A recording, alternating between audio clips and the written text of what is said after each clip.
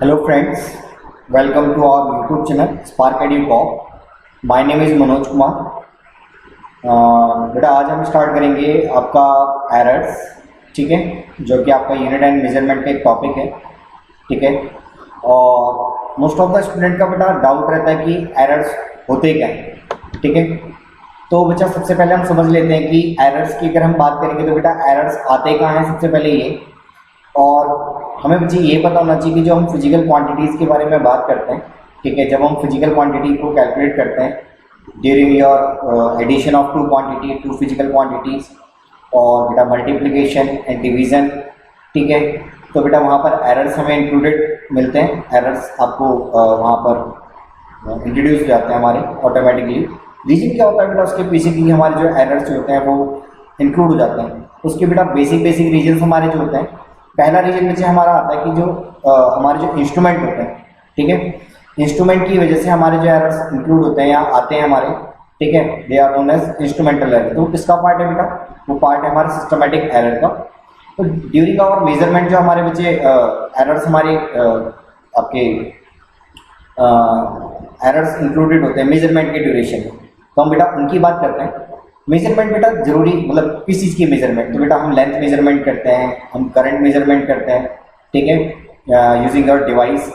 तो device prepare कौन करता है, बनाता कौन है बेटा, तो हम बोलेंगे बेटा कंपनी बनाती, ठीक है। जो कंपनी या जो इंडस्ट्री लेवल पे जो डिवाइसेस बनाई जाती है उनमें मुझे एरर्स आते हैं, ठीक है। तो जब बेटा हम उसका मेजरमेंट करते हैं, हम अपने जनरल लाइफ में जब इन चीज़ों को मेजर करेंगे, लेंथ को, करंट को, टेम्परेचर को, तो वो किसी न किसी डिवाइस का यूज़ करके करेंगे, ठीक है। तो ड्यूरिंग आवर मेजरमेंट जो हमारे एरर्स आते हैं बेटा फिजिक्स में, ये एक इंपॉर्टेंट पार्ट है क्योंकि मुझे एरर्स आपको ऑलमोस्ट सभी क्वांटिटीज़ में थोड़ा बहुत एरर आपको मिलेगा जरूर, ठीक है। तो हम समझते हैं बच्चे कि एरर्स होते क्या क्या हैं और एरर्स के टाइप्स कौन कौन से होते हैं, ठीक है, इन दिस लेक्चर और इन दिस वीडियो। तो सबसे पहले बच्चे हम बात करते हैं कि जो हमारा एरर आता है बेटा वो आता है हमारा सिस्टमैटिक एरर, जो हमारे एरर का फर्स्ट पार्ट है। तो सिस्टमैटिक एरर बच्चे क्या होते हैं, ये हमारे दो टाइप के एरर्स होते हैं हमारे सिस्टमैटिक एरर जो होते हैं बेटा, ठीक है। अगर आप बात करेंगे तो बच्चे एक होता है हमारा सिस्टमैटिक एरर में पॉजिटिव टाइप और एक होता है बेटा हमारा नेगेटिव टाइप।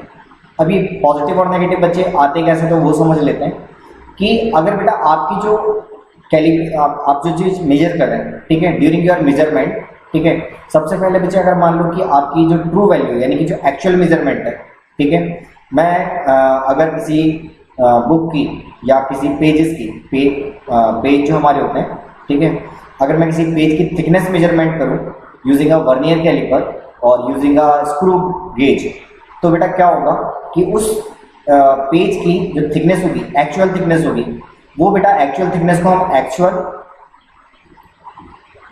और ट्रू वैल्यू जो उसकी होगी थिकनेस की वो मुझे पता होगी, नोन होगी, ठीक है।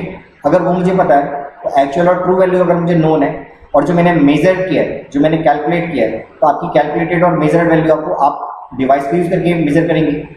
तो आपका जो एक्चुअल वैल्यू और जो आपने डिवाइस का यूज़ करके या इंस्ट्रूमेंट का यूज़ करके जो मेजर्ड किया है या कैलकुलेट किया है, इन दोनों के बीच में जो डिफरेंस आएगा, ठीक है, डिवाइस का यूज़ करके जो आपने मेजरमेंट किया है उसमें और जो एक्चुअल वैल्यू है या ट्रू वैल्यू है जो, ठीक है, उसमें उन दोनों में जो डिफरेंस आएगा उसे हम बेटा क्या कहेंगे, योर एरर्स, ठीक है। एरर्स की अगर सिंपल डेफिनेशन में अगर आप बात करेंगे तो जो बेटा एरर्स मेरे होते हैं, एरर क्या होता है बेटा, डिफरेंस होता है आपका एक्चुअल वैल्यू के बीच में और मेजर्ड वैल्यू के बीच में, क्लियर, एक्चुअल वैल्यू और मेजर्ड वैल्यू। अगर बेटा आपके एरर की वैल्यू यहाँ पर अगर बेटा आपको पॉजिटिव वैल्यू मिलती है माइनस करने पर, एक्चुअल और मेजर्ड वैल्यू को अगर माइनस करने पर क्या मिलती है बेटा आपको, पॉजिटिव वैल्यू मिलती है, तो हम बोलते हैं कि जो सिस्टमैटिक एरर होगा वो क्या होगा, पॉजिटिव टाइप। और अगर बेटा हमारा क्या होता है कि अगर मेरी एक्चुअल वैल्यू और मेजर्ड वैल्यू के बीच में जो डिफरेंस आता है अगर वो बेटा क्या होता है नेगेटिव, तो हम बोलेंगे बेटा कि जो सिस्टमैटिक एरर है वो किस टाइप का है, नेगेटिव टाइप। तो आपके systematic error of two type, positive और नेगेटिव। अब सिस्टमैटिक एरर में बच्चे हमारे जो पार्ट्स होते हैं, ये कितने पार्ट्स का हमारा सिस्टमैटिक एरर होता है, तो अगर हम इसकी बात करेंगे तो मुझे समझते हैं कि सबसे पहला सिस्टमेटिक एरर का जो टाइप बनता है या पार्ट बनता है बच्चे, वो बनता है हमारा इंस्ट्रूमेंटल एरर।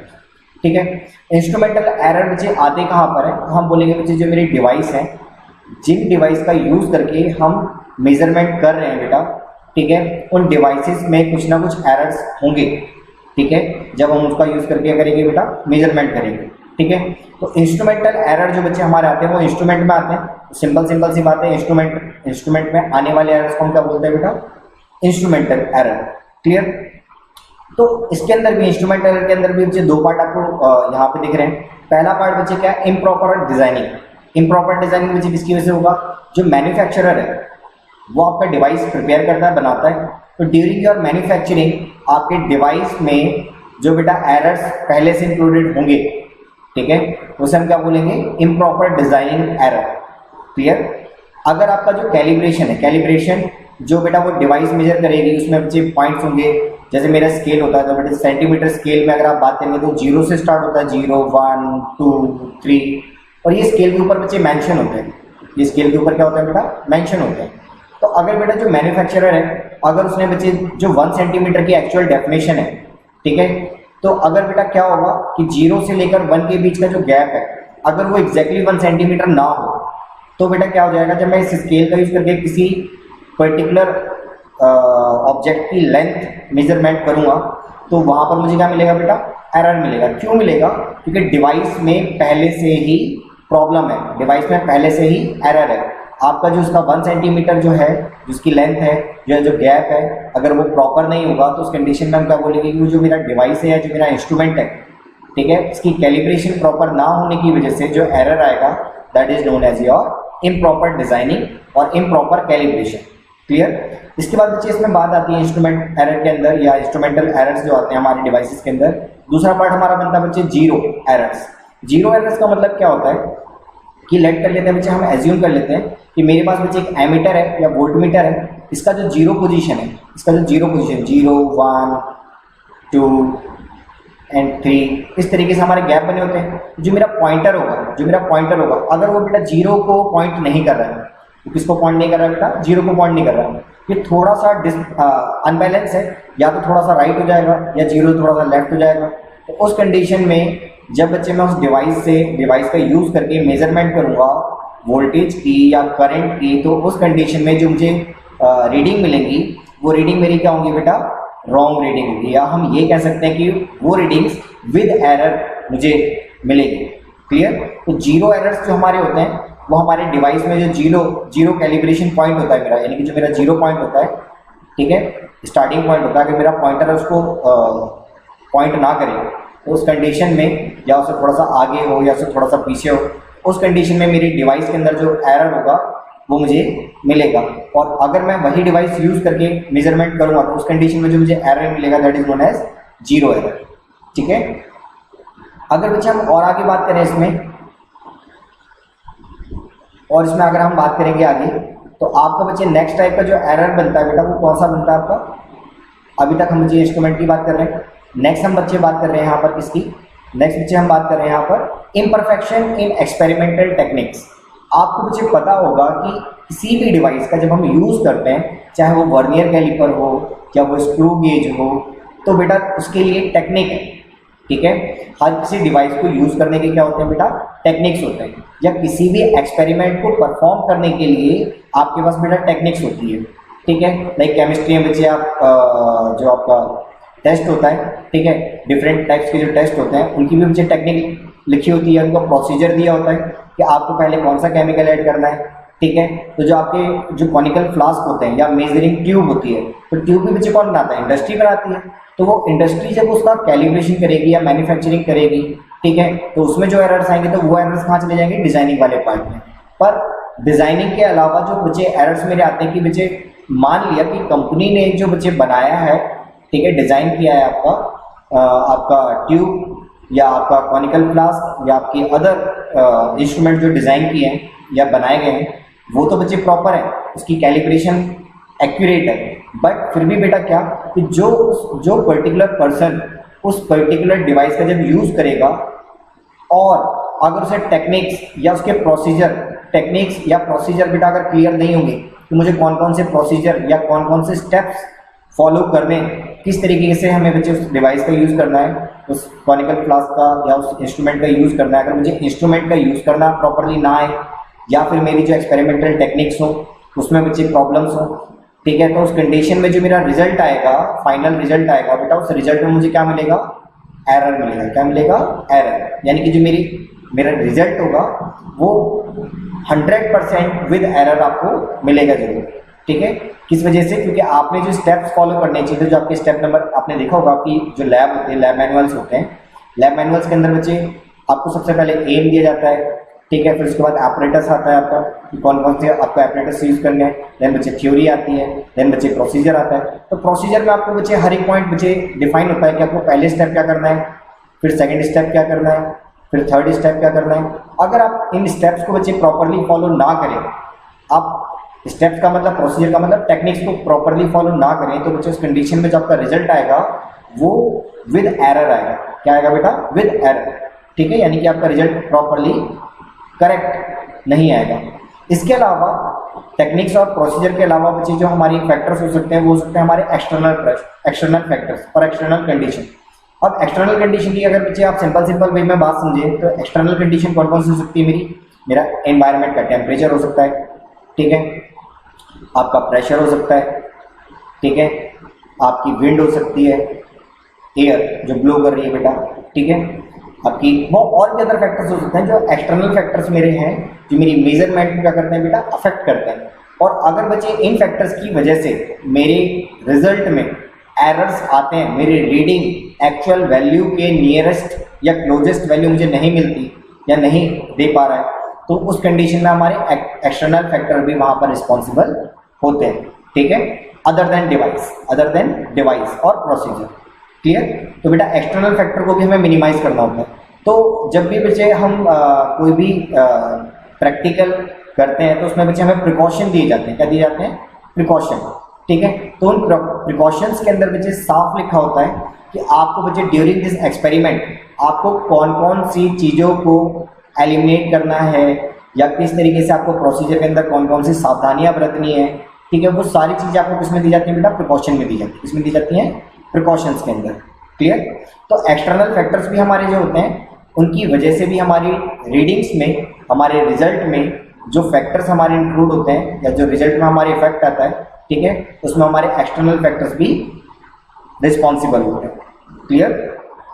नेक्स्ट अगर बच्चे हम बात करेंगे पर्सनल एरर की, तो पर्सनल एरर बच्चे क्या होता है कि जो काम करने वाला पर्सन है, यानी कि जो लैब में मेरा एक्सपेरिमेंट परफॉर्म करेगा, अगर बेटा वो केयरलेसनेस है, यानी कि मान लो मुझे उसने कॉनिकल फ्लास्क को लिया और उसने उसे पर्टिकुलरली उसे ढंग से क्लीन नहीं किया, ठीक है, या जो बेटा ट्यूब है उसको प्रॉपरली क्लीन नहीं किया, ठीक है, उसने जैसा था वैसे यूज़ कर दिया, तो भी बच्चे उसकी कंडीशन में क्या आएगा? एरर आएगा आपकी रीडिंग्स में, ठीक है।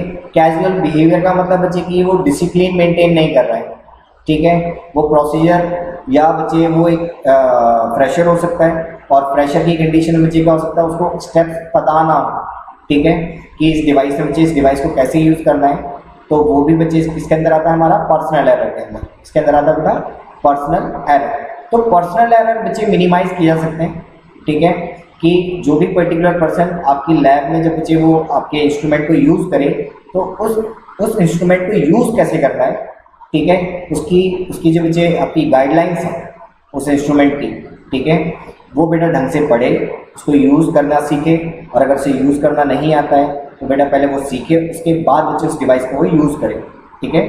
तो इस कंडीशन में हम पर्सनल एरर को भी इंक्लूड कर सकते हैं हमारे, ठीक है। तो पर्सनल एरर ह्यूमंस की वजह से आता है। किसके साथ आता है बेटा? ह्यूमंस की वजह से, ठीक है।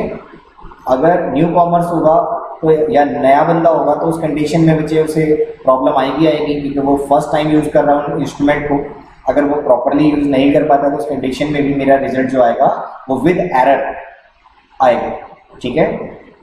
दूसरी बात बच्चे आती है कि जो सिस्टमैटिक एरर्स मेरे होते हैं इनको बच्चे हम मिनिमाइज कर सकते हैं, ठीक है। जो हमारी डिवाइस का कैलिब्रेशन है वो अच्छा होना चाहिए, जो हमारा मैन्युफैक्चरर है, ठीक है, डिवाइस का मैन्युफैक्चरर है वो बेटा स्टैंडर्ड होना चाहिए, ठीक है, ताकि बच्चे स्टैंडर्ड होगा तो उस कंडीशन में जो हमारे एरर्स होंगे तो जो मेरी जो वैल्यू होगी है ना 0 1 के बीच का जो गैप होगा या डिवाइस के अंदर जो आपके सेंटीमीटर या मिलीमीटर में जो भी आप मेजर कर रहे हैं, ठीक है, वो प्रॉपर होगी। तो आपको बच्चे उस कंडीशन में जो सिस्टमेटिक एरर्स हो सकते हैं वो इंस्ट्रूमेंट का, तो इंस्ट्रूमेंट आप अच्छा यूज़ करें, ठीक है, इंस्ट्रूमेंट अच्छा यूज़ करेंगे, क्वालिटी का इंस्ट्रूमेंट यूज़ करेंगे तो आप मिनिमाइज कर सकते हो इंस्ट्रूमेंटल एरर, ठीक है। जीरो एरर कि आपका बच्चे जो डिवाइस है उसका जो पॉइंटर है वो जीरो को ही पॉइंट करे, ठीक है। दूसरा बच्चे पर्सनल एरर कि बच्चे अगर कोई पर्टिकुलर पर्सन जो लैब में काम करने जा रहे हैं, अगर उसे बच्चे डिवाइस का नॉलेज नहीं है या वो फ्रेशर है, तो पहले वो उस डिवाइस के बारे में बच्चे पहले समझ ले, ढंग से जान ले और कैजुअल बिहेवियर ना दिखाए, ठीक है, अपने लैब के अंदर। तो उस कंडीशन में भी हम पर्सनल एरर को कर सकते हैं मिनिमाइज। तो बात बच्चे सिंपल सी ये आती है कि आप सिस्टमेटिक एरर को क्या कर सकते हैं, मिनिमाइज कर सकते हैं, ठीक है, एक्यूरेट इंस्ट्रूमेंट यूज करके and improve the experimental techniques. आप इंस्ट्रूमेंटल टेक्निक्स को इम्प्रूव करके, अगर फर्स्ट टाइम यूज़र हैं तो आप बच्चे उस एक्सपेरिमेंट को, उस डिवाइस को आप बच्चे मल्टीपल टाइम्स यूज़ कर देखें, ठीक है। उसके बारे में उसकी जो बच्चे उसका जो मैनुअल है उसे ढंग से पढ़ें, प्रोसीजर को ढंग से फॉलो करें। तो उस कंडीशन में हमारे सिस्टमेटिक एरर्स क्या किए जा सकते हैं बेटा, मिनिमाइज किए जा सकते हैं, ठीक है। नेक्स्ट टाइप का जो एरर बच्चे हमारे एरर्स में आता है वो आता है बेटा हमारा रैंडम एरर, ठीक है। रैंडम एरर की अगर आप बात करेंगे बच्चे सिंपली, तो रैंडम के नाम से समझ में आ रहा है कि बच्चे जो अनसर्टेन, ऐसे एरर्स जो क्या हो बेटा, अनसर्टेन हो, जिनके बारे में बच्चे हमें नहीं पता हो कि वो कब आ जाए, ठीक है। तो ऐसे एरर्स जो सिस्टमेटिक एरर में कंसीडर नहीं किए जा सकते, उन एरर्स को हम बच्चे किसमें इंक्लूड कर देते हैं, रैंडम एरर्स, इसमें रैंडम एरर्स में, ठीक है। तो जो यहाँ पर बच्चे आपको डेफिनेशन में क्लियर हो रहा होगा, can not associated with any systematic और कांस्टेंट कॉजेज, ठीक है।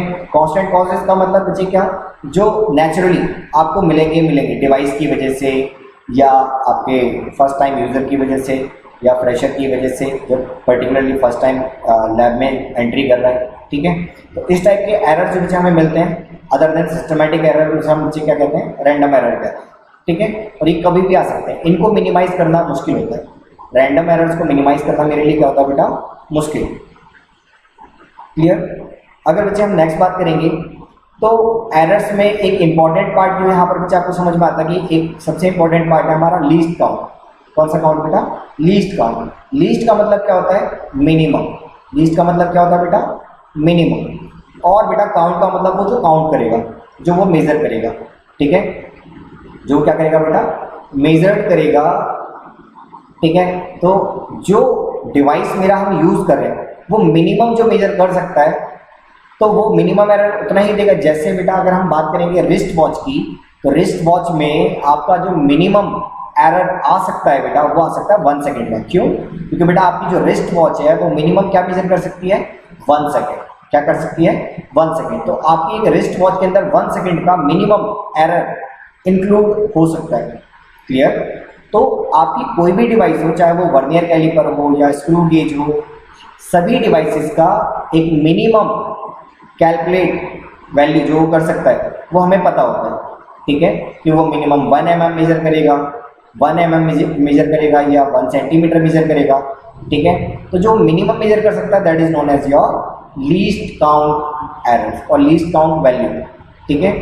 अगर हम बात करेंगे तो यहाँ पर डेफिनेशन जो बच्चे कह रही है वो यही कह रही है कि smallest value of the measurement, जो मेजरमेंट करने के लिए जो हमने इंस्ट्रूमेंट यूज किया उसकी जो मिनिमम वैल्यू होगी, स्मॉलेस्ट वैल्यू होगी, उसको बेटा हम क्या कहेंगे directly, least count, LC value, ठीक है। और दूसरा नाम बेटा हम इसको क्या देते हैं, रेजोल्यूशन ऑफ द इंस्ट्रूमेंट, कि आपका जो इंस्ट्रूमेंट है वो जो मिनिमम रिजॉल्व कर सकता है उसी को हम क्या कहते हैं, लीस्ट काउंट वैल्यू, ठीक है। अब बच्चे बात आती है यहाँ पर दूसरी कि जब हम डिवाइस यूज कर रहे हैं बेटा, आपकी कोशिश या किसी भी पर्सन की कोशिश रहेगी कि जो भी डिवाइस आप यूज करें उसकी एक्यूरेसी, उसका प्रिसीजन वैल्यू क्या रहे बेटा, हाई रहे। क्यों, जितना एक्यूरेट मेजर करोगे आपकी रीडिंग उतनी एक्यूरेट आएगी, आपको उतना प्रॉपर रिजल्ट मिलेगा, ठीक है। तो हम बात करते हैं बेटा प्रिसीजन की। तो प्रिसीजन की अगर हम बात करें तो प्रिसीजन लीस्ट काउंट से कैसे रिलेट करता है, तो यहाँ पर बच्चे क्या समझा रहे हैं कि आपका जो प्रिसीजन होता है वो रेसिप्रोकल होता है लीस्ट काउंट वैल्यू की। यानी कि अगर आपके डिवाइस का लीस्ट काउंट वैल्यू जितना कम होगा, ठीक है, आपकी डिवाइस का लीस्ट काउंट वैल्यू जितना कम होगा, आपकी डिवाइस का प्रिसीजन वैल्यू उतना हाई होगा, क्लियर। तो यहाँ पर रेसिप्रोकल का रिलेशन बनता है। क्या बनता है बेटा? रेसिप्रोकल का रिलेशन, यानी कि आपकी एलसी वैल्यू अगर क्या होगी बेटा? हाई होगी, तो आपका प्रिसीजन वैल्यू क्या होगा बेटा? कम। ठीक है, ये रेसिप्रोकल होता है हमारा। क्या होता है? रेसिप्रोकल। ठीक है, और अगर आपकी least value, least count value क्या होगी बेटा? कम होगी, तो आपका प्रिसीजन वैल्यू क्या होगा? हाई। यानी कि आपका डिवाइस जितना मिनिमम से मिनिमम वैल्यू काउंट कर सकता है, ठीक है, आपकी प्रिसीजन वैल्यू उतनी हाई होगी, आपका डिवाइस उतनी एक्यूरेट वैल्यू आपको प्रोवाइड कराएगा। अगर हम मुझे बात करें कि हमारे एरर्स के ड्यूरेशन में हमें क्या क्या कैलकुलेट करना होता है, तो सबसे पहले बच्चे हम बात करते हैं किसकी? एब्सोल्यूट एरर की। ठीक है, एब्सोल्यूट एरर बच्चे कहाँ यूज होते हैं हमारी? अगर मैं बात करूं कि बच्चे मैंने कोई एक्सपेरिमेंट परफॉर्म कराया एक क्लास के अंदर, ठीक है, मैंने कोई एक्सपेरिमेंट परफॉर्म कराया बच्चे, और वहां पर बच्चे अगर मेरे पास 10 स्टूडेंट्स हैं और 10 स्टूडेंट को बेटा मैंने किसी पर्टिकुलर ऑब्जेक्ट की थिकनेस मेजर करने के लिए कहा और मैंने सभी को एक ही डिवाइस प्रोवाइड कराया, ठीक है, एक ही टाइप का वर्नियर कैलिपर प्रोवाइड कराया, जिसकी लीस्ट काउंट वैल्यू बेटा क्या है? इसकी लीस्ट काउंट वैल्यू बेटा सेम है सभी डिवाइसेस की। तो उस कंडीशन में जो स्टूडेंट होंगे, 10 स्टूडेंट होंगे, वो सेम ऑब्जेक्ट की जब थिकनेस या लेंथ फाइंड आउट करेंगे, तो बेटा 10 स्टूडेंट की वजह से कितनी रीडिंग्स आएंगी मेरे पास? 10 रीडिंग्स आएंगी। अब बेटा जरूरी नहीं है ना कि अगर 10 स्टूडेंट उस वैल्यू को कैलकुलेट करें तो सभी की रीडिंग सेम आए। तो बेटा सभी से मुझे क्या मिलेगी? रैंडम वैल्यू फाइंड आउट होगी, या सभी की इंडिविजुअल वैल्यू जो होगी वो क्या होगी बेटा? अलग अलग। तो लेट कर लेते हैं बच्चे का 10 स्टूडेंट होंगे, तो 10 स्टूडेंट के बच्चे जो रीडिंग्स आएंगे वो कितनी आएगी? A1, A2, A3 so on up to AN। और n की वैल्यू अगर यहाँ देखें तो कितनी बेटा? 10। तो आपने 10 स्टूडेंट जो हमारी मेरी क्लास के अंदर है, जो लैब में बच्चे परफॉर्म कर रहे हैं एक्सपेरिमेंट को, ठीक है, सभी ने बेटा थिकनेस मेजर की और आपके पास मुझे 10 इंडिविजुअल रीडिंग जो यहाँ पर मिल जाएंगे। क्लियर। अब बेटा सबसे पहली बात आती है कि अगर मैंने 10 स्टूडेंट ने जो 10 रीडिंग्स निकाली हैं उनमें से एक्यूरेट वैल्यू किसकी है? तो बेटा हम कहेंगे कि एक्यूरेट वैल्यू निकालने के लिए या एक्चुअल वैल्यू निकालने के लिए, एक्चुअल वैल्यू ऑफ थिकनेस की अगर हम बात करेंगे, एक्चुअल वैल्यू कैलकुलेट करने के लिए मुझे क्या करना पड़ेगा बेटा? मुझे निकालना पड़ेगा मीन या एवरेज। ठीक है, तो अर्थमेटिक मीन बोल लो या अर्थमेटिक एवरेज वैल्यू बोल लो, बात क्या रहेगी? सेम रहेगी। ठीक है, तो अर्थमेटिक मीन निकालना या एवरेज निकालना, इन सभी रीडिंग्स का फॉर्मूला क्या लगेगा? सेम लगेगा। तो this is your formula. Mean निकालना आपको बच्चे बहुत अच्छी तरीके से आता होगा। तो अगर बेटा मेरे पास 10 रीडिंग्स हैं तो बच्चे मीन कैसे निकलेगी? मैं इन 10 रीडिंग्स को ऐड करूंगा, A1 plus A2 plus A3 so on up to A10। 10 readings add करूंगा और 10 रीडिंग्स को बेटा डिवाइड कर दूंगा कितने से? 10 से। तो मुझे बच्चे यहाँ से कौन सी वैल्यू मिल जाएगी? मीन वैल्यू या एवरेज वैल्यू मुझे यहाँ से मिल जाएगी। क्लियर। तो बेटा ये फॉर्मूला है हमारा मीन निकालने का, आपको याद रखना है, रिमेंबर रखना है। क्यों? क्योंकि बेटा न्यूमेरिकल्स में आपका मीन निकालना एक इंपॉर्टेंट पार्ट है। आपको एटलीस्ट ये पता होना चाहिए कि जो मीन वैल्यू है, ठीक है, वो आपकी एक्यूरेट वैल्यू या ट्रू वैल्यू, ठीक है, उसके क्या होती है बेटा? नियरेस्ट होती है, क्लोजेस्ट होती है। ठीक है, समझ में आ रही बात? तो आपका जो मीन वैल्यू होती है वो आपकी ट्रू वैल्यू या एक्चुअल वैल्यू की क्या होती है? क्लोजेस्ट होती है। इसीलिए मीन वैल्यू निकालना मेरे लिए एक इंपॉर्टेंट पार्ट है। तो मैंने 10 स्टूडेंट का एग्जांपल जो यहाँ पर लिया, मेरे पास 10 स्टूडेंट है और 10 स्टूडेंट की अगर हम बात करेंगे तो मुझे 10 स्टूडेंट का अगर मैं रीडिंग जो लोगों ने निकाली है उसका मैं मीन निकाल सकता हूँ। ये वाली बात मेरी क्लियर हो जाएगी। मीन निकालने का फॉर्मूला आपको दिख रहा है यहाँ पर। तो बेटा अगर मैं इसका शॉर्ट टर्म देखूँ तो कितना मुझे एन मेरे नंबर ऑफ रीडिंग्स है। एन मेरी क्या है? Number of readings. जितने स्टूडेंट होंगे उतनी ही रीडिंग्स निकलेंगी। तो number of individuals reading are your n. ठीक है, 1/n समेशन यहाँ पर क्या दिखाता है? समेशन आपको दिखाता है बेटा कि आप ये ऐड करेगा, क्या करेगा? ऐड, यानी कि प्लस का साइन लगाएगा। इसके लिए इस ai के लिए। और i की जो वैल्यू है बेटा वो कहाँ से कहाँ तक वेरी करेगी? तो i की वैल्यू बेटा वेरी करेगी 1 2 3 so on up to n। ठीक है, ऑल दी पॉजिटिव नंबर। ठीक है, तो अगर बच्चे मैं i की वैल्यू यहाँ पुट करता जाऊँ तो समेशन क्या करेगा? यहाँ पर ऐड करता जाएगा। तो जो प्लस के साइन बच्चे आ रहे हैं बिकॉज ऑफ दी समेशन आ रहे हैं, बिकॉज ऑफ दी समेशन आ रही है। ये क्लियर। तो बेटा आप ऐड करते जाएंगे, nth वैल्यू तक ऐड करेंगे और n से बेटा क्या कर देंगे? डिवाइड कर देंगे। तो आपको वहां से क्या मिल जाएगा बेटा? मीन वैल्यू मिल जाएगी, the value which is closest the nearest value और ट्रू वैल्यू और actual value of the length और समथिंग जो भी आप मेजर कर रहे हैं, ठीक है। इसके बाद बच्चे बात आती है कि अभी तो हमने मीन वैल्यू निकाली है, हमें तो बच्चे क्या निकालना है, हमें निकालना है एब्सोल्यूट एरर क्या होता है, ठीक है। तो एब्सोल्यूट एरर निकालने के लिए, क्योंकि बेटा यहाँ पर अगर मैं एग्जांपल जो मैंने लिया था वो 10 स्टूडेंट का लिया था, इंडिविजुअल हर किसी की रीडिंग में थोड़ा बहुत डिफरेंस आएगा, थोड़ा बहुत डिफरेंस आएगा इसके रिस्पेक्ट में, मीन वैल्यू के रिस्पेक्ट में, इसके रिस्पेक्ट में बेटा मीन वैल्यू के रिस्पेक्ट में मेरा डिफरेंस आएगा। जो डिफरेंस बेटा हम निकालेंगे तो वो मुझे क्या दे देगा, अगर मैं मीन वैल्यू और इंडिविजुअल रीडिंग्स के बीच में अगर डिफरेंस निकालता हूँ तो वो मुझे क्या दे देगा बेटा, एब्सोल्यूट एरर। तो एब्सोल्यूट एरर की डेफिनेशन यहाँ कह रही है the magnitude of the difference between the individual, जो ईच स्टूडेंट ने रीडिंग कैलकुलेट की है या मेजर की है, ठीक है। तो बेटा उसके बीच में डिफरेंस, इंडिविजुअल के बीच में डिफरेंस और ट्रू वैल्यू, ट्रू वैल्यू बोल लो या मीन वैल्यू बोल लो, बात कर रहेंगे बेटा सेम, या एवरेज वैल्यू बोल लो, बात कर रहेंगे बेटा सेम। तो आपने मीन और एवरेज वैल्यू का डिफरेंस निकाला with respect to your individual reading, तो बेटा वहां से आपको क्या मिल जाएगा, वहां से आपको मिल जाएगा एब्सोल्यूट एरर। देखते हैं बेटा नेक्स्ट स्लाइड में। यहाँ पर बच्चे अगर आप ध्यान से देखेंगे तो यहाँ पर जो बच्चे आपका ये डेल लगा हुआ है, यहाँ से ये रिमूव होगा, तो डेल का मतलब होता है क्या, वो मैं आपको समझा देता हूँ, ठीक है। ये डेल यहाँ नहीं आएगा। डेल का मतलब बच्चे अगर आप सिंपली समझेंगे तो डेल का मतलब होता है डिफरेंस। डेल का मतलब क्या होता है, डिफरेंस, ठीक है। और यहाँ पर बेटा मॉड लगा हुआ है, क्या लगा हुआ है, मॉड। मॉड क्या करता है, अगर मान लो बच्चे मैं कोई नंबर लिखता हूँ -5 और मैं इस पर अगर बेटा मॉड लगा दूँ तो ये वैल्यू मुझे कितनी देगा, +5, ठीक है। तो ये बात भी यहाँ पर समझने वाली है कि जो आपका एब्सोल्यूट एरर होता है वो बेटा कभी भी क्या नहीं लेंगे, हम नेगेटिव टेक नहीं करेंगे, वो सिर्फ ऑलवेज क्या टेक करेंगे, पॉजिटिव। अगर बेटा हम absolute error in first reading निकालना चाहते हैं, absolute error in first reading, तो मैं क्या करूंगा, जो मेरी फर्स्ट रीडिंग होगी उसमें से मीन वैल्यू कर दूंगा बेटा, सब्ट्रैक्ट कर दूंगा, और उसमें बच्चे मैंने क्या लगा रखा है, मॉड लगा रखा है, ठीक है। तो मुझे यहाँ से जो वैल्यू मिलेगी वो कैसे मिलेगी बेटा, पॉजिटिव। क्या मिलेगी, पॉजिटिव वैल्यू। सेकंड रीडिंग में अगर मैं एरर निकालता हूँ या सेकंड रीडिंग का एब्सोल्यूट एरर निकालता हूँ तो बेटा क्या मिलेगा, मैं सेकंड रीडिंग में से मीन वैल्यू माइनस कर दूंगा तो मुझे यहाँ से क्या मिल जाएगी बच्चे, absolute error in second reading. Similarly अगर बच्चे मेरे पास 10 रीडिंग्स है तो मैं 10 रीडिंग्स का डिफरेंस निकाल लूंगा विद रिस्पेक्ट टू मीन, और मुझे बच्चे ईच रीडिंग का क्या मिल जाएगा बेटा, एब्सोल्यूट एरर। क्लियर।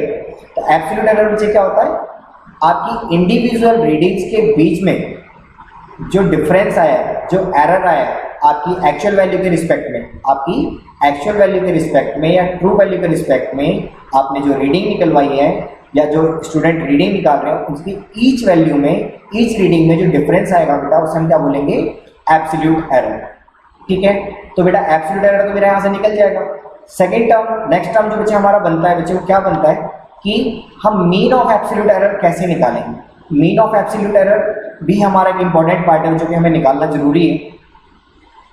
तो अगर बच्चे हम मीन एब्सोल्यूट की बात करेंगे या मीन ऑफ एब्सोल्यूट एरर की अगर हम बात करेंगे, मीन ऑफ एब्सोल्यूट एरर की अगर हम बात करेंगे बेटा, तो वो हम कैसे निकालेंगे, जितने भी एरर्स मुझे ईच रीडिंग में मिलेंगे उन सभी का बेटा मैं सम कर दूंगा, और जितने नंबर ऑफ क्वांटिटीज मेरी थी या जितने नंबर ऑफ इंडिविजुअल रीडिंग्स थी बच्चे, उतने से मैं क्या कर दूंगा, उसे डिवाइड कर दूंगा। लेट की बच्चे हमारे पास 10 रीडिंग्स थी और 10 रीडिंग्स में हर एक रीडिंग का मुझे एरर, वहां पर एब्सोल्यूट एरर मुझे मिल गया होगा, तो मैं अगर इंडिविजुअल रीडिंग्स का कर दूंगा बेटा सम, A1 A2, ठीक है, सो ऑन अप टू A10, और बेटा 10 से अगर मैं क्या कर दूंगा यहाँ पर डिवाइड कर दूंगा, क्योंकि मेरे पास 10 रीडिंग्स है और मुझे मीन निकालना है एब्सोल्यूट एरर का, तो मैं 10 से क्या कर दूंगा डिवाइड। तो 10 से अगर मैं डिवाइड कर दूंगा तो जो यहाँ से मुझे मिलेगा बेटा वो क्या मिलेगा, डेल्टा ए ऑफ मीन, यानी कि mean of absolute error, mean of absolute error.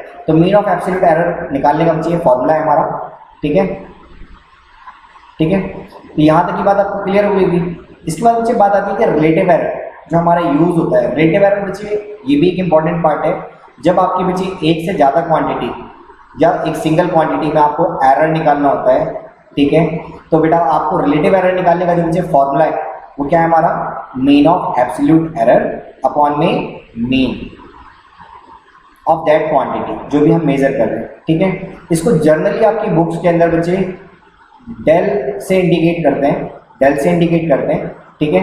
तो del indicate for your relative error, ठीक है। इसके बाद बच्चे बात आती है हमारी किसकी, इसके बाद बच्चे बात आती है हमारी परसेंटेज एरर की। ठीक है, परसेंटेज एरर कैसे निकालते हैं? तो रिलेटिव एरर का percentage of relative error is equal to delta a mean divided by a mean into में 100। अगर मैं 100 से मल्टीप्लाई कर दूं रिलेटिव एरर में तो मुझे बेटा वहां से क्या मिल जाएगा? Percentage error. आपने परसेंटेज वगैरह बच्चे नॉर्मली अपनी 10th क्लास में 9th क्लास में निकाली होगी अपने मार्क्स की, तो वैसे ही बच्चे हम यहाँ पर क्या निकाल देते हैं? परसेंटेज निकाल देते हैं। तो रिलेटिव एरर का अगर मैं परसेंटेज निकाल दूँ तो वहां से मुझे क्या मिल जाएगा बेटा? Percentage error. अब आपके पास बच्चे जो आपको रिमेंबर करने हैं, आपको ये 4 फॉर्मूले रिमेंबर करने हैं कि आपको बेटा क्या मीन कैसे निकलता है, आपका एब्सोल्यूट मीन कैसे निकलता है, देन बच्चे आपका रिलेटिव कैसे निकलता है, ठीक है, and last one is your percentage error, that is your multiply by 100 in your relative error. तो आपको बच्चे ये 4 फॉर्मूले यहाँ से याद रखने हैं, क्योंकि बेटा इससे रिलेटेड क्वेश्चन आपको आपके एग्जाम में पूछ लिए जाते हैं। ठीक है, हम चलते हैं बच्चे अपने नेक्स्ट। यहाँ बच्चे क्वेश्चन दिया हुआ है मुझे क्या? The length of a rod is as measured in a experiment is found to be. बेटा 5 स्टूडेंट हैं और उन 5 स्टूडेंट ने बेटा क्या किया कि आपकी बेटा लेंथ मेजर की रॉड की, ठीक है, और उनकी बेटा 5 इंडिविजुअल रीडिंग्स आपको यहाँ पर नजर आ रही है, 2.48, 2.46, 2.49, 2.49 एंड 2.46। तो ये 5 रीडिंग्स आपको यहाँ से बच्चे मिल रही है। क्लियर? अगर आप बच्चे बात करेंगे इंडिविजुअल की, आप लेंथ मेजर कर रहे हैं तो लेट की बच्चे ये मेरा L1 है, this is your L1 first reading, this is your L2 second reading, यहाँ से मेरा थर्ड रीडिंग, यहाँ से मेरा फोर्थ रीडिंग और यहाँ से बेटा मुझे क्या मिल जाएगा? फिफ्थ रीडिंग मुझे यहाँ से मिल जाएगी। ठीक है, अब सबसे पहले बच्चे क्वेश्चन में करेंगे find the average length. Average length बोल लो या मीन लेंथ बोल लो, बात क्या रहेगी बेटा? सेम रहेगी। तो हम यहाँ से क्या निकालेंगे बेटा? LM। क्या निकालेंगे? LM। कैसे निकालेंगे? तो बेटा हम करेंगे L1 प्लस L2, आपको मुझे फॉर्मूला जो फर्स्ट वाला मैंने ड्राइव कराया वही यूज करना है, L3 L4 plus L5। 5 readings मैंने निकाली, डिवाइडेड बाय 5। तो यहाँ से बच्चे आपको क्या मिल जाएगा? LM। क्या मिल जाएगा? LM। देन बच्चे हम निकालेंगे एब्सोल्यूट एरर। क्यों? क्योंकि बेटा मुझे मीन ऑफ एब्सोल्यूट एरर भी यहाँ पर पूछा हुआ है। ठीक है, आपको यहाँ पर एब्सोल्यूट एरर भी पूछा हुआ है तो आपको एब्सोल्यूट एरर निकालना पड़ेगा। तो एब्सोल्यूट एरर निकालने के लिए आप क्या करेंगे? अब अगर फर्स्ट रीडिंग में मतलब L1 में अगर आपको एरर देखना है कि कितना एरर था, तो आप क्या करेंगे? डेल्टा L1 का मॉड, ठीक है, इज इक्वल टू कितना बेटा? L1 minus LM। तो आपको आपकी फर्स्ट रीडिंग में मतलब 2.48 में आपका जो डिफरेंस आया है, जो एरर आया आपकी फर्स्ट रीडिंग में, वो आप यहाँ से कैलकुलेट कर सकते हैं। सिमिलरली अगर आप सेकेंड रीडिंग में निकालेंगे तो delta L2 is equal to बेटा कितना? Delta mod L2 minus LM। यहाँ से आपको क्या मिल जाएगा बच्चे? सेकेंड रीडिंग में यानी कि 2.46 में with respect to actual value जो डिफरेंस आया वो कितना है। सिमिलरली बच्चे आप यहाँ से क्या निकालेंगे? Up to L5। तो आपका L5 तक की रीडिंग्स का जो एरर है, एब्सोल्यूट एरर है बेटा, वो आपको यहाँ से मिल जाएगा। इतनी बात बच्चे क्लियर हो गई होगी आपको कि आपने बच्चे इंडिविजुअल रीडिंग्स में आपने यहाँ से क्या निकाल लिया? एब्सोल्यूट एरर निकाल लिया। क्या निकाल लिया? Absolute error. नेक्स्ट बच्चे बात आती है, आपने मीन आपको पता लग गया, यहाँ से आपको एब्सोल्यूट एरर यहाँ से पता लग गया। ठीक है, देन बच्चे आपको क्या निकालना है? मीन निकालना है। मीन क्यों निकालना पड़ रहा है मुझे? क्योंकि बेटा यहाँ पर मुझसे परसेंटेज एरर भी पूछा है, और परसेंटेज एरर का बेटा फॉर्मूला अगर आपने अभी ध्यान से देखा हो तो वो बेटा क्या था? Delta a mean divided by a mean into में 100। तो बेटा मुझे मीन निकालना, मीन ऑफ एब्सोल्यूट एरर निकालना मेरे लिए क्या हो जाएगा बेटा? इंपॉर्टेंट हो जाएगा। तो समझेंगे बेटा कैसे निकालेंगे। तो अगर बच्चे मुझे डेल्टा LM निकालना है, यानी कि मीन ऑफ एब्सोल्यूट एरर अगर मुझे निकालना है, तो मैं क्या करूँगा? जो इंडिविजुअल एरर्स मैंने निकाले हैं इसका मुझे मीन निकालना पड़ेगा। That is delta L1 plus delta L2 plus delta L3 plus delta L4 plus delta L5। ठीक है, और 5 से हम क्या करते हैं बेटा? इसको डिवाइड करते हैं। ठीक है, कैलकुलेशन बेटा एक बार आप देख लेंगे, आप बिल्कुल सिंपल कैलकुलेशन है। यहाँ से आपको डेल्टा LM मिल जाएगा, यहाँ से आपको LM मिल जाएगा। ठीक है, now you have to calculate percentage error.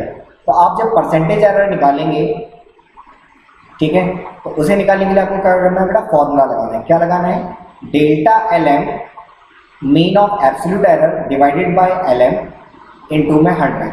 जैसे बेटा आप इसे कैलकुलेट करेंगे तो आपको यहाँ से परसेंटेज एरर की वैल्यू मिल जाएगी। आई होप कि बच्चे बहुत सिंपल न्यूमेरिकल था, जस्ट फॉर योर अंडरस्टैंडिंग के बच्चे हम मीन कैसे निकालते हैं, एवरेज कैसे निकालते हैं, है ना, एब्सोल्यूट एरर कैसे निकालते हैं, मीन ऑफ एब्सोल्यूट एरर कैसे निकालते हैं और परसेंटेज एरर कैसे निकालते हैं। ठीक है, नेक्स्ट क्वेश्चन बच्चे थियोरेटिकल है। ठीक है, इस चीज को भी मैंने आपको बच्चे, इस क्वेश्चन को अगर आप ध्यान से पढ़े तो क्वेश्चन क्या रहता है, लीस्ट काउंट ऑफ 3 इंस्ट्रूमेंट। आपके पास 3 इंस्ट्रूमेंट हैं और तीनों इंस्ट्रूमेंट की बच्चे आपको इंडिविजुअल लीस्ट काउंट वैल्यू आपको बेटा गिवन है यहाँ पर। ठीक है, फिर ये कह रहा है बच्चे कि ये पूछ रहा है हमसे कि जो ग्रेटेस्ट प्रिसीजन मुझे मिलेगा, एक्यूरेसी जो मुझे मिलेगी या प्रिसाइज वैल्यू जो मुझे मिलेगी आपके डिवाइस से, ठीक है, वो किस में ज़्यादा मिलेगी, किस में ग्रेटेस्ट मिलेगी। तो मैंने आपको बच्चे बताया कि जो मेरा प्रिसीजन होता है वो रेसिप्रोकल होता है लीस्ट काउंट के, इसके लीस्ट काउंट वैल्यू के रेसिप्रोकल होता है। तो यहाँ से बच्चे आपको एक बात क्लियर हो जाएगी कि जिसका लीस्ट काउंट वैल्यू मिनिमम होगा उसकी बेटा प्रिसीजन क्या होगी, हाई होगी, उसकी एक्यूरेसी क्या होगी बेटा, हाई होगी। समझ में आ रही बात। तो इन 3 रीडिंग्स में आपको सबसे छोटी लीस्ट काउंट वैल्यू जो मिल रही है वो आपको क्या दे देगी बेटा, हाई प्रिसीजन। इतनी बात बेटा क्लियर हो गई। तो थियोरेटिकल क्वेश्चन है, इसमें बहुत ज़्यादा दिमाग नहीं लगाना है और इस टाइप के क्वेश्चन आपको मुझे जेईई मेंस में आपको देखने के लिए मिल जाएंगे। ठीक है, तो इस लेक्चर में मुझे यहीं तक। नेक्स्ट लेक्चर में मुझे हम एरर्स के कुछ और पार्ट्स पढ़ेंगे। ठीक है, thank you for watching our channel. ठीक है, please likes, comments and share. ठीक है, and subscribe our YouTube channel. Thank you.